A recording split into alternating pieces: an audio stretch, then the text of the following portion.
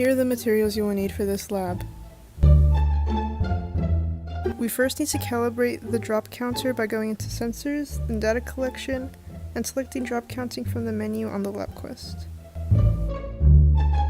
To make our 0.1 molar sodium hydroxide solution, we will measure it out in grams, then put it in a 100 milliliter volumetric flask and fill it with distilled water.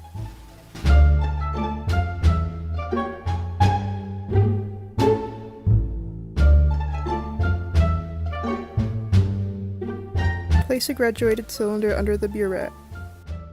Add the sodium hydroxide into the burette, making sure that the valve is closed. Carefully open the valve so that the drops are slowly released at around 1 drop every 2 seconds.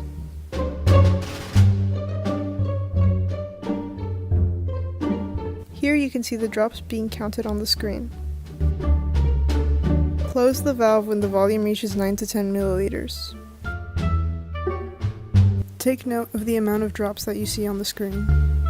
Measure out 50 milliliters of distilled water into a beaker and place it on the magnetic stir. Measure out 10 milliliters of acetic acid.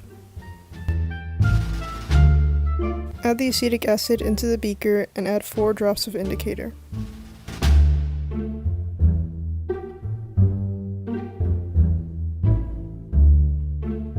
Add the stirring bar into the beaker. This is what it should look like if it is moving correctly.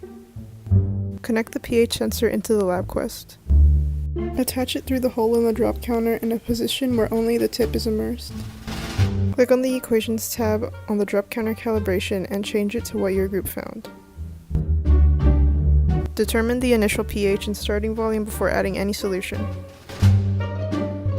Slowly add in your sodium hydroxide solution. Hit play on the graph screen to start the data collection. The color of the solution should change over time. Record the volume of sodium hydroxide when the color stays changed. Repeat the steps to titrate a second sample if possible. Lastly, calculate the concentration of the acetic acid using the titration calculation. After discussing the results of the titration of the acetic acid, you will choose 2 soft drinks or fruit juices to test and conduct similar titrations.